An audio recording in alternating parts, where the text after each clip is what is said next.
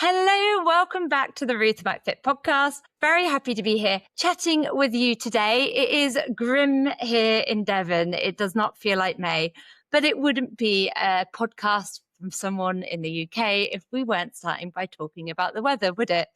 There you have it. Not sunny, not beautiful, bit cold and grim, but the perfect day for sitting inside and doing a podcast. Now, I did want to give you a little bit of life update. Last time I spoke to you, I said that I was going to be reducing the pressure a bit to focus on recovery because there were some signs that my body was asking me just to ease off a little bit. And that is what I've done. And the thing that I've noticed most is that I put in some strategies around sleep to have me winding down a little bit more, which I thought I was doing anyway, but I just tweaked it a little bit more prep in the evening. So that's feeling ready for the next day. And my sleep has been so much better. And as a consequence, I'm feeling loads better. I am at the point in my cycle where my back is still a bit twingy, but my neck is feeling better. My performance is feeling better, like I've eased off a little bit. Now, when I say performance, I'll often talk about running when I'm talking about performance. And that's because I find it much easier to moderate my gym sessions because I can just reduce the weight or intensity more easily. But my running, I can go out one day and run the same speed. A couple of days later, I can run that speed again and my heart rate is higher and recovery is slower. So I find that it can be harder to moderate it because I can just set off thinking I've still got the same in me. So what I did on Saturday was I decided not to track the run on my watch, my brunch run, just in case I pushed harder without meaning to. I set off intentionally slowly and I felt really good. I was able to get into my rhythm. I found that my run felt good by the end. I finished feeling better than I did when I started, which is always the goal. And I don't think I was particularly slower than normal, but it doesn't really matter because I had a great run. But the other things that I've noticed from this increase in sleep or this better quality sleep that I've been having is that I eat my 3 meals a day. But actually what I've found is that the thoughts of having that snack aren't kicking in quite as early as they were before. So I'm finding that easier. Now I've noticed something else, and I guess it's an unintentional benefit of my improved sleep. And that is that my steps have gone up. Now it's not intentional. I haven't been going out for any extra walks. My steps were fine before, but I think it is an indication of how I'm feeling because what our body can do when we're feeling a bit rubbish, a bit under recovered, maybe under fueled, whatever it is our non-exercise activity can reduce. We don't even realize we're doing it. We're just not getting up and moving about quite as much. So I think the increase I've seen in my daily activity is likely just a representation of how I'm feeling in general. And I think what we can take from this past week from me is that actually slowing down when we're feeling like that and focusing on the habits that have us feeling better means that we can then find the other things that we want to do easier. If we add on more and push more when we're already feeling pretty rubbish, it just feels like we're walking through treacle. It feels like a slog. Things start to feel harder and harder. And this links nicely into what I want to talk to you about today. It's why stricter always feels like it's the answer. Why we keep falling for that all or nothing thinking, even though we logically know it doesn't work. And when I was planning this episode, I did think about my own history with all or nothing thinking, and there was plenty of it. And I made a little observation about myself. And I think a lot of you will relate to this. And it's that I don't really love being told what to do. I don't love strict rules. I like to feel like there's this choice that I get. I like a little bit of freedom and flexibility. But when I was feeling overwhelmed with food and overwhelmed with what I should and shouldn't be doing, that was exactly what I thought I needed. I wanted somebody to tell me what to eat, what not to eat, when to work out, how long for. I just wanted them to give me the plan, to give me the rules, and I would follow it. And it wasn't suddenly that I loved rules. It was just that my brain was very exhausted. I was thinking about food constantly, what I should and shouldn't eat, whether I'd already ruined the day. And something else I would find really hard at that time was that people would say to me, well, you just need to eat a little bit less than you currently are, assuming, right, that we're at maintenance. And I remember thinking to myself, I don't know what maintenance feels like because I was either gaining weight or losing weight. I was so in that all or nothing cycle. And you may feel like this as well, but you're tired of making decisions about all of this. So if somebody just tells you exactly what to do, maybe you can stop thinking about it. Maybe you can finally get it right. And it makes sense. There is research. It shows that when we're feeling like this, when we're mentally overloaded, when we're constantly making those decisions all day, you know what I'm going to say because I say it all the time, but our brain starts seeking certainty and it's decision fatigue. It's a real thing. Our capacity for making good decisions goes down. So a strict plan that takes away that thinking, that gives you certainty, it feels emotionally calming and relieving even initially. The problem is that life, of course, does not stop. You've still got that work event. You're more tired than you had planned to be. Your kid's sick. Suddenly those rules that felt calming at the start are now feeling like pressure. You can't follow them perfectly anymore. And to you, that means that you failed again. Now, the thing about all or nothing thinking is it doesn't feel extreme when we're in it. I think it feels like we're finally trying properly, like we're committed, like we're taking it seriously. And perhaps diet culture teaches us that harder is better, that strictness can equal commitment. And it's that go hard mindset. We've got the weird fad diets, the cutting out food groups, fasting, cleanses. And actually, I've seen a few more recently. Somebody was telling me about one where you had 10 rules to follow every day and you had to get them right. Another one I got told about was 75 hard, which you might have heard. And you've got to follow these strict rules. And if you don't do it, then you go back to day one over the 75 days. And it's like a lot, like 2 workouts a day. It's insane. But because of all of this, we start believing that simple can't possibly work. In fact, I'll talk to women and we'll talk about all the things they've tried. They'll say they've tried everything. They'll list off these fad diets. And then when you delve into it, the simple things like eating 3 meals a day, going for some walks, are things that they haven't actually tried consistently. And I think that's partly because it doesn't feel impressive enough. Regular meals don't feel like they're going to transform anything. It doesn't feel like an overhaul. So you might also see people who seem really calm around food. They might be eating their regular meals and going for walks and not constantly restarting. And you might wonder what's wrong with you, that they can seem to eat so much and make progress and you can't seem to. But it's because they have that consistency there. It might be that at this point that you've learned to trust intensity just a little bit too much. You feel like it needs this real upheaval. But research on perfectionism and this black and white thinking does show that the extreme environments reinforce extreme thinking. So when you're surrounded by diet culture messaging that is going to celebrate the strictness and suffering, our brain learns that anything less isn't enough. So that takes a little bit of time to undo. And the thing with all or nothing thinking, certainly for me anyway, is that it would often kick in before the plan itself even began. So say we're starting a plan on Monday. On the Sunday, I would be eating things that I didn't really want. And it wasn't because I was hungry. It was because in my head, they weren't going to be allowed after tomorrow. So I would have them now in that like last chance, eat them before I can't have them anymore.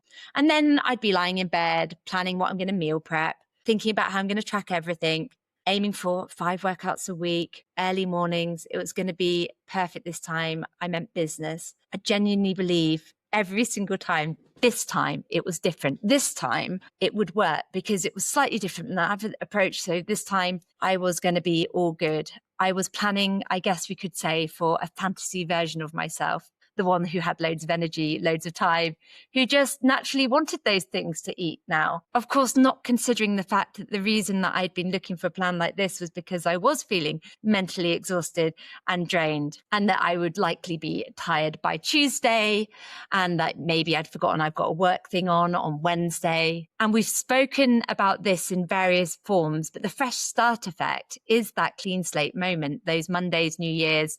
That's when we do have this increase in motivation and we can feel like that. But there's also optimism bias. When we're planning for the future, we're overly optimistic about what we can actually do. And we underestimate those future obstacles and we overestimate our future self-willpower and energy. So then it can start to feel like by Thursday, we might have broken some of the rules we'd set ourselves. And then Friday, we might be thinking that we've ruined it now and we might as well enjoy the weekend and we'll regroup and start again on Monday. But it might be that you keep that fresh start energy for a couple of weeks, but this is the pattern that we'll see when things do start to slip. And not helped, I know I spoke about this in last week's podcast, which was going into self-sabotage. But often at that point, we might have jumped on the scales 3-4 days in, seen that they've not moved, or they might have gone up and thought, well, there's the evidence, it's not working. And then once we're in this mindset, we start trying to be good all the time. There is this pattern that happens. So you're trying to be good all day. You're thinking about food constantly, what you should and shouldn't eat, whether it's allowed, whether you've already had too much. And foods can start becoming good or bad in your head so easily. And you spend the day trying to hold it together, being good, watching yourself constantly. And then evening comes and you find yourself suddenly picking. You're standing in the kitchen while you're cooking, having bits of things here and there, maybe tidying up the kids' plates. And then you're eating dinner, going back for something else afterwards. And you've not even properly sat down and enjoyed it at all. And it's like your brain never fully switches off around food. You're always thinking about it. And underneath all of this, I think you still feel like you're trying really, really hard. It feels disciplined. It feels committed because you're being good all day. But why does it feel like then everything is falling apart later on? And there is research on this. When we do mentally restrict foods, when we tell ourselves that certain things are forbidden or off limits, they become more emotionally powerful. They take up more space in our head and we think about them far more. This is the scarcity effect or the scarcity mindset. The more restricted we feel around something, the more mentally preoccupied we can become with it. And I do see versions of this all the time, but one lovely member of our community who has made incredible progress, I might add, she did share her experiences with All or Nothing recently. And she said that she used to be the queen of All or Nothing. And she talked about how she used to ban chocolate all week because that felt like something you do if you're trying to be good. But then it would end up that at the weekends, she would find herself binging on it. And then if she missed one Monday workout, she would mentally then lose the whole week and think, right, I will try again next week. She would have fruit for breakfast because she thought that that was the healthy thing to do, but then be eating biscuits by 10:30 and wondering where her willpower had gone. And I think there's a really important distinction here to be had because not all of this is the same thing. Sometimes it's that mental restriction and that pass or fail thinking, creating this obsession around food. And sometimes it's just that you're simply hungry. Your meals aren't actually going to support you properly for the activity and things you're doing in the day. You're not getting enough nutrients in those meals. And then you're going to spend the whole day trying to hold it together and relying on willpower, which is so, so tough to do. But it does also feel like discipline when you're in that moment. It feels like you are trying properly. You're not just sitting there thinking, I'm stuck in all or nothing thinking. You're thinking you're taking it seriously. And what started helping this member was not getting stricter. It was moving away from this all or nothing mentality a bit. She started eating proper meals that kept her feeling fuller, meals of protein and fiber. She planned those more indulgent foods instead of banning them. And they stopped being emotionally good or bad. It also helped her to remember that a walk still counted. A couple of workouts instead of 3 still counted. She wasn't failing because she didn't hit every single one. Now, she will still say that she is very much a work in progress, but in a different way now. It's less chaotic, it's more structured, and there's less guilt around it. She's not swinging between extremes anymore. And I do think this can often get missed because when you're struggling in that moment, you feel like you need more discipline when actually often you need less restriction, less pass or fail thinking, and a bit more structure that is actually going to support you. I think because we're so used to things feeling hard and punishing, and perhaps we've got results that way in the past, even if we haven't sustained them, when we go into an approach that does feel calmer, where walks do count, where 2 workouts instead of 3 still counts, where we're eating proper meals and the focus is on improving, we can often feel like we're not doing enough. But when we've been thinking that we actually want more intensity, that is going to be what works, actually, I think what we really require is more stability. It's actually that gray area that might not feel impressive, but it makes an incredible difference long term, and it will get you the results that you're looking for. Now, I also think that there might have been a point that we managed this all or nothing thinking pretty well. We only had ourselves to think about. But as we get older, I think it gets harder and harder to do. Life gets busier, so we're adding on more and more. We've got work, kids, we're carrying more mental load. We've got that emotional things going on, hormones. We might be recovering a little bit slower from the things that we used to be able to do. And we just feel like we've got less headspace and less cognitive bandwidth. And then the busier we get, of course, the more appealing those strict plans can feel. And like me, you might just be wanting someone to tell you what to do. But they also become harder and harder to sustain. It's a weird contradiction. Research shows that stress reduces cognitive flexibility. So when you're overwhelmed, your brain is going to crave that certainty and control, but you've got less capacity to actually maintain perfection. So you don't need those stricter rules. You need an approach that is going to flex and fit with life, not the life that you wish you had. And something I'll often see when women are deep down in this cycle is that it's the point where they start pulling away a little bit. So you start avoiding messaging on the group, you go quiet, you disappear, you start waiting for the perfect time before you re-engage. You want to wait until there's something good to report. You start thinking, maybe I'm not that person that can do moderation. I need things to be harder. I'm one of those people who can only do all or nothing forever. You might not even think that you failed, but emotionally you behave like you have and you pull back, you withdraw, and you feel like you need to fix yourself before you can even show your face again. And perfectionism causes this withdrawal instead of the adaptation. So instead of thinking maybe I need to adjust my approach, you think that the problem is you. It's you that can't do this, when actually the issue might just be that you've never tried that middle ground before. You've only ever tried strict or nothing, perfect or chaotic. And I think the thing that people often don't realize is that all or nothing thinking can hijack even the most sustainable plans. So you might start with a really genuinely flexible approach. You might have a coach who's telling you, yeah, you can be flexible. You can miss a workout. It's not going to ruin everything. If you're not feeling great, that's not a problem. Yes, you've got that meal out at the weekend. It's just one meal. Don't worry about it. But then you find yourself feeling guilty because your calories are 1,700 and your calorie goal is 1,600. So you've gone over by 100. And even adapting at that point feels like failing. You feel like everyone else is managing it and you should be able to too, because that is what success looks like. You might even be trying to be perfect at being flexible, which I know sounds strange, but you might have inadvertently turned it into another pass-fail system, another way to measure whether you've been good enough. The all or nothing thinking can hijack everything. And the issue often isn't the plan. It's the pressure that you're bringing along with it. It's this idea that anything less than perfect means you're not trying hard enough. And this has been something we've built up into our thinking over years. And it is just allowing ourselves to gently unpick it over time. And that does take some reflection and some understanding and awareness of what we're doing. And I know for me, it is that awareness that is what I've done in the past and how much it didn't work, and reflecting on that has helped me learn from those experiences so that I can have this more balanced approach where life just feels better.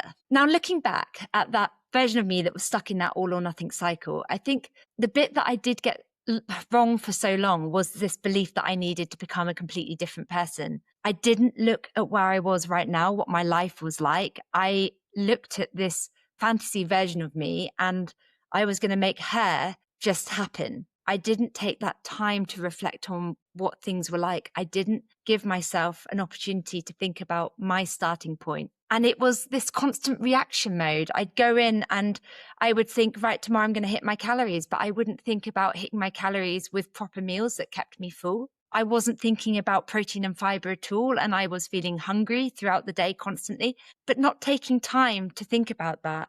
And then beating myself up and feeling so bad when I didn't get it right. And so the thing that I did get right was this awareness that there was some structure that I needed. There was some routine that I needed, that I did want support. It's just that I needed all of that to be in a way that could flex with my life. I needed that guidance. And really, if I think about my method that I work with now, it's what I needed back then. It's the support I needed. It's that clear structure of things I would definitely want to aim for, but giving me that opportunity to think about what I can actually manage on those hardest days, to think about the things that are actually going to make it easier for me to do the things I want to do. And it links nicely back to where we were at the start.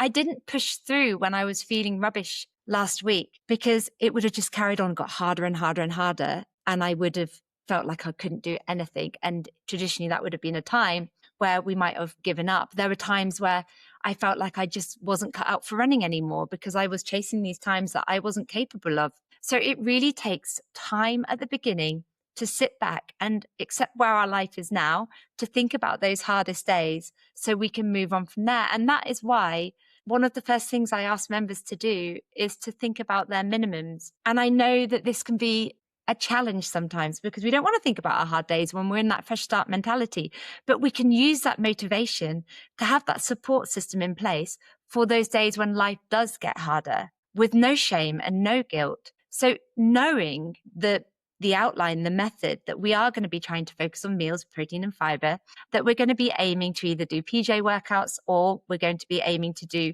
3 workouts per week. Knowing that these are things that we've struggled with in the past means we can go, cool, great.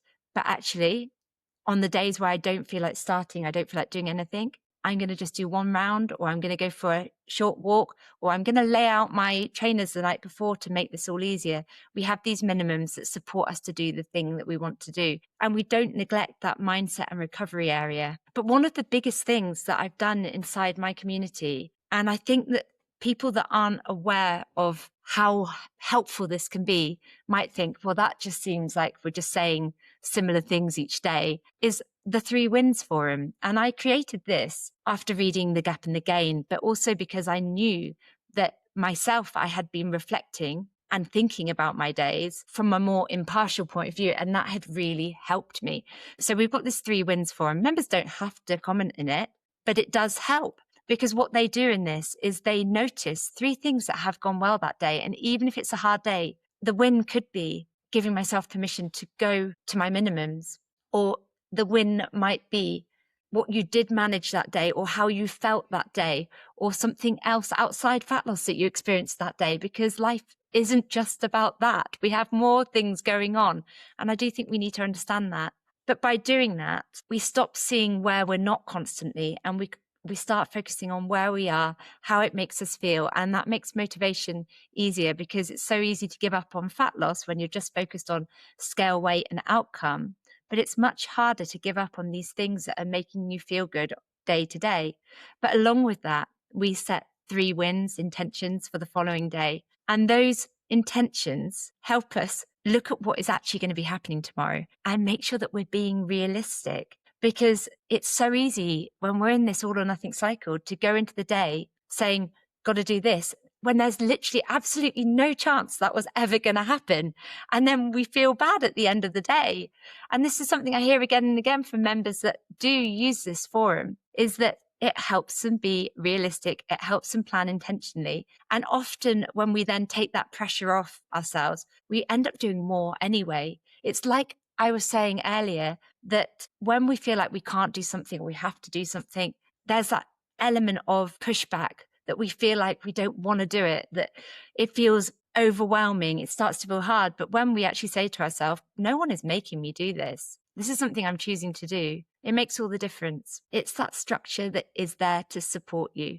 You've got the things that you're aiming for in an ideal world, but you've also got a very clear focus for those days that aren't feeling so easy. And these more flexible approaches do tend to work better long term than those rigid all or nothing plans. Those of us with flexible structure can adapt when life does happen, and people with rigid rules are more likely to give up completely when they break one. And there's that research on self-compassion as well. Those of us that respond to setbacks with less self-criticism are going to recover more quickly. They're less likely to spiral into that fuck it mentality and feel like they've ruined everything. And it is why I created the method I use now. And it's not because I've got everything figured out perfectly, but because I spent so long trapped in that all or nothing cycle, believing that the answer was just trying harder, when really what I needed was a way of approaching it that actually worked with my life. So the goal is never perfection. It's reducing the swing between extremes. It's getting to a place where tough weeks don't mean starting over again, where we can reflect, adapt, and keep on going instead of constantly falling back into that cycle of all or nothing. You can still be you and make progress. You don't need to be a different person. You don't need to wait until you finally feel disciplined or life is looking perfect or you're sorted enough or you finally got rid of that ache. You just need to stop treating every difficult week like it means that you failed. Those little setbacks aren't proof that you can't do this. Messy weeks are just messy weeks. We reflect, regroup, we adapt, we move on. It's what we're doing consistently over time. Now, if you do need some support putting this into practice, then we would love to have you inside the community where you come in knowing that you're starting where you are and you're looking to improve and change. We're currently doing our reset through May and June, where we're looking at using this structure and making real progress by focusing as much as we can on our optimals, but we're still using those minimums to fall back on. Now, as always, it's been a pleasure chatting to you. And if you have enjoyed this episode, then please do leave a comment, share with a friend, give me a 5-star review. But until next time, goodbye.